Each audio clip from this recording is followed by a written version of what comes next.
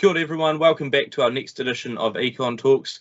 Gareth, we saw the Reserve Bank this week make some changes finally, in a sense, to monetary policy. They've now ended, without much initial fanfare, the LSAP program, the large-scale asset purchases. Bond purchases by the Reserve Bank had already fallen to about $200 million a week, which sounds like a lot, but in the terms of LSAP was getting pretty small. There wasn't a lot more that the government was selling, and so not a huge amount more for the Reserve Bank to buy. Essentially, money printer go brr has been turned off. The government hasn't been sending any more ink cartridges, any more packets of paper across, and so it's time to look for a new option. What does this mean, though, for interest rates going forward? We saw ASB that actually, even before the Reserve Bank announced any changes, lift some of their rates. I mean, it seems like very much this is the first of a series of changes coming through for interest rates, and the only direction probably is up. Yeah, initial instinct in response to that change with the ending of the LSAP program was it was a convenient thing to do, but it wasn't really much of a tightening given where the program was at. But certainly looking at how banks have reacted, and indeed having a bit of a discussion with the Reserve Bank ourselves, suggests that in fact, no, this is a real tightening, and that they are starting to get concerned about inflation. Now, of course, we've seen the latest CPI numbers come out, annual inflation running at 3.3%, and the quarterly increase was 1.3. That's the biggest one in 13 years there. So those pressures are both more than the Reserve Bank was picking. In fact, back in May, when they last published their forecast, they had a 0.6% quarterly change. So double what they were picking there. We know economic growth was running well faster than they expected as well in terms of GDP numbers. And so it's all really coming to a head there, to the point now where I think an August rate rise is pretty much a given, and even potentially a 50-point move has to be on the table, because this economy is now just going so fast. Price pressures are really starting to get out of control, and they're coming from a lot of different sources. And so the Reserve Bank does need to take action. This is obviously a really big change in terms of direction compared to what we were looking at the end of 2020. We were still discussion about interest rates going lower. Yeah, and I mean, you're right in terms of a big directional change, but you're also right in terms of the pressure points that have been coming on for the economy, and just how hot demand is, how constrained, in a sense, suppliers are both combining to ensure that those prices are heading higher. Still, looking at those inflation numbers as well, it's very broad-based. Again, we're seeing higher petrol and transport costs, used cars are more expensive, rents are up, food's up.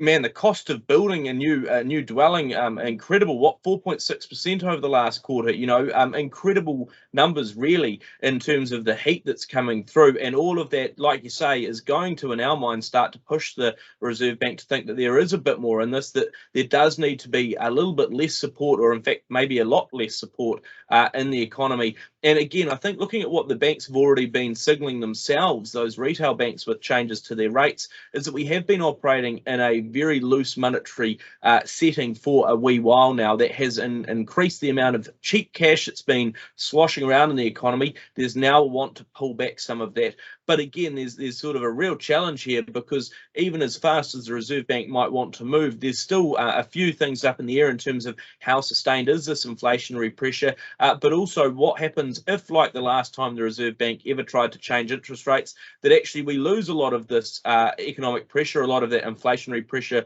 all at once. Do they then have to cut again? I mean, what's the outlook on that sort of side?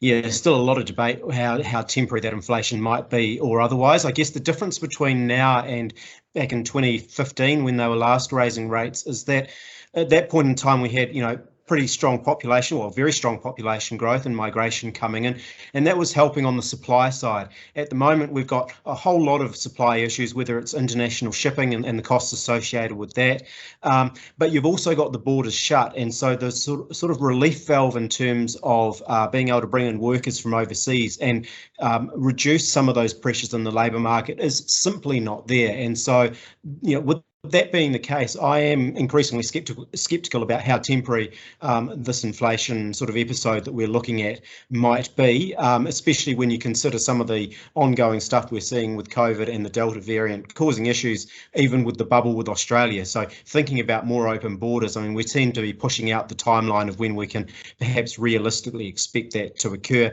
And then, of course, bearing in mind the government is less keen for migration over the medium term anyway. So, you know, that foreign worker pool that might have been a solution previously in helping to keep prices down, not looking like it's going to be coming back anytime soon. So, yeah, really concerned in terms of inflation overall. And today's number, yes, some of it the Reserve Bank can't do anything about. You know, we look at some of those tradable price pressures, but they are also picking up in terms of pricing within the domestic economy as well.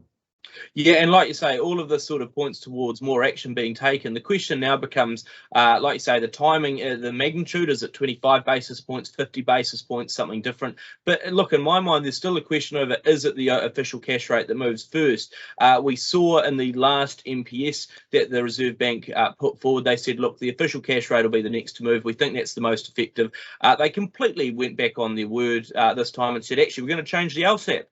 So they've said again, but we think that the official cash rate will be the next thing to move. I think we've got to be clear that some changes to the funding for lending program are just as open of an option to the Reserve Bank, possibly a bit of both coming through, wanting to temper back just how much support there is in the economy. We'll observe what happens there in August. We'll keep a track on that, and we'll bring everyone an update on a future edition of Econ Talks.